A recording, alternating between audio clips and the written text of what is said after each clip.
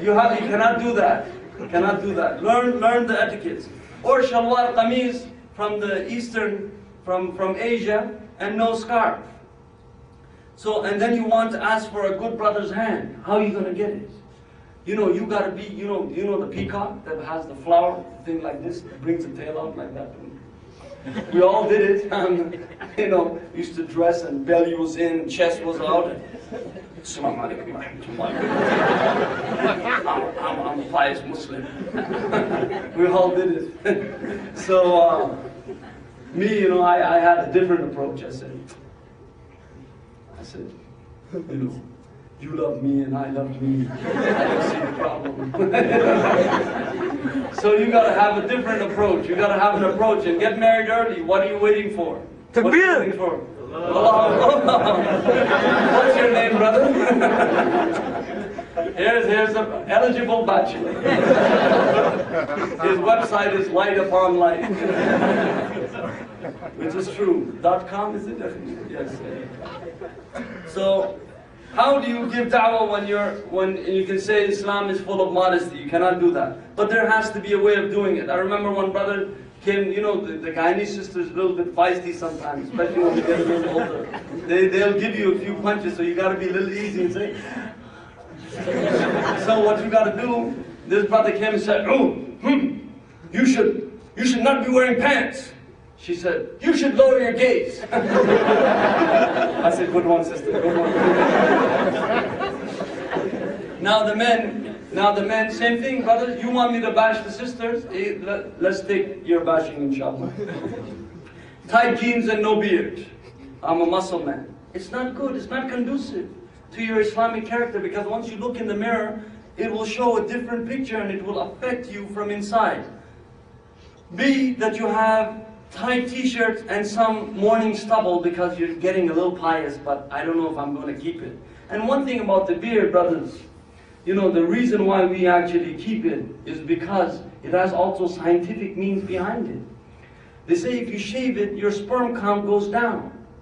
They also made a research amongst non-Muslim women, and they showed them bearded men and unbearded men. And when the bearded men were shown, they said, he's more professional, he's more stable. Many positive qualities with the people who had the beard. The reason why we don't have any more, because we have been indoctrinated over this 100 years to think that in order to shave that. It also, what it does is gives you more colds in your throat. It actually, the beard itself protects you from a lot of germs.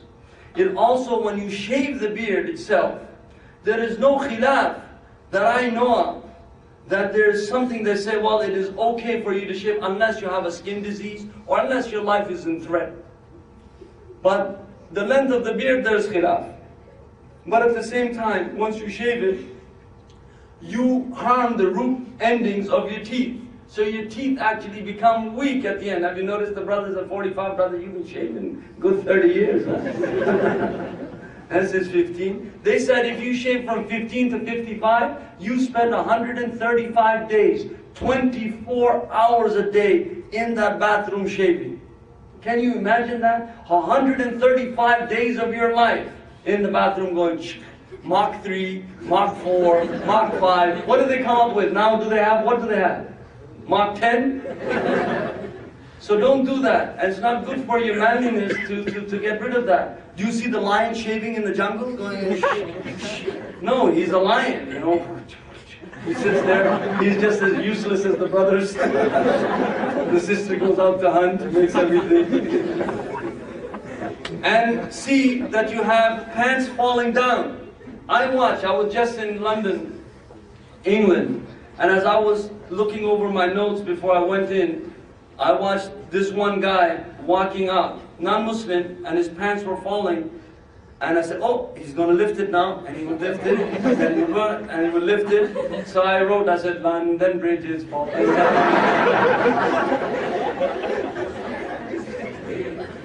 So we have to be careful in wearing that kind of thing. It lacks adab when you're showing your underwear. It's not good. And you know, pants are supposed to be worn, that you wear it properly. And you know, if it's falling apart, somebody look at you, are you crazy? I mean, would you like your pants to fall down? or bandana and some material, tooth chain and a picture. Yo, man, I'm there. Rough rider. I'm a rough rider. What are you rough rider for? What are you riding rough, man? I'm a rough rider. Okay. So, how are you going to get a good sister? Your sister, you know, I'm a good guy. Yeah, but you know, I'm a good guy. And he doesn't even have vocabulary. Sisters, don't marry these bumbling idiots because they're no good for you. They can't even speak. They can't articulate. They're not a people of reading. They're not a people of dua. They're not a people of dhikr. They're not a people of salah. They're nothing. You have to demand something good from your husband, not a Mercedes or a bank account or something. Demand from your husband goodness. Make sure he's kind. That's a very good quality to have in your husband, that he's kind. So now, we want to do that. Now, the Messenger of Allah ﷺ, he said, Al-Haya la ya'ti illa bil khair. That haya, that modesty, brings nothing except khair. Brings nothing except goodness. So if you're modest in your dress, if you're modest in your ways of doing things, and Allah subhanahu wa ta'ala will bless you with doing that. Secondly, in dealing with each other and dealing with the non-Muslims, Imam al-Shafi'i radiyallahu anhu, huwa man huwa, he is who he is. Imam Ahmad, he said, afsah al-nas, that he is the most articulate of human being. Articulate of human, meaning he, tukhadu anhu al-lugha, and this is what Hisham al-Nahwi, he said about him, that you can take from him lugha, that he's not just a faqih, you can take from him language. That this is a huge faqih. I mean, this is a man of intelligence. You know what he said? He said, La surura ya'dulu suhbat al-ikhwan. That there is no happiness like the closeness of the brotherhood. وَلَا غَمَّ يَعْدُلُ فِرَاقَهُمْ. And there is no gham, there is no dissatisfaction, there is no depression, there is no anxiety more than leaving this brotherhood. وَالْغَرِيبُ مَنْ فَقَدَ إِلْفَهُ. And the gharib, the one who is a stranger, has lost this closeness.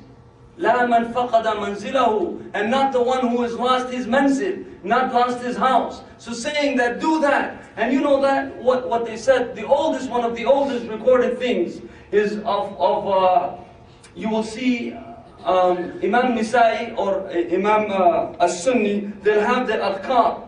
And you have the adhkar of Imam Al-Nawawi, the practice, the dhikr of Imam Nawawi from the Sunnah of the Messenger of Allah sallallahu alaihi wasallam. They used to say, sell your house, but make sure you have the adhkar of Imam Al-Nawawi in your house. Sell your house, but have the adhkar. Have this, because it's very precious. So brothers and sisters, we should have our brotherhood and sisterhood solid. You can't touch my sister, and you can't touch my brother. We're together. Yes, he has his fault, but I'm not going to let him fall, because I love for him what I love for myself. This is how we should be. We should use this night tonight, a blessed night in the day of Ramadan, to come back and really hold brotherhood.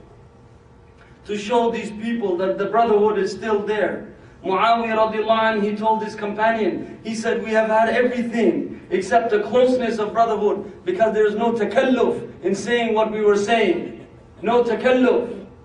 We could not say that. We had women, we had power, we had everything, palaces, but we never had closeness. This is the thing we lacked, that we could say something to somebody and he wouldn't misconstrue it and take it another way. Look at this, was Muawiyah radiallahu anh saying that. Now with Muslims, we have become rude, loud talking, cursing, very repulsive. Why is that?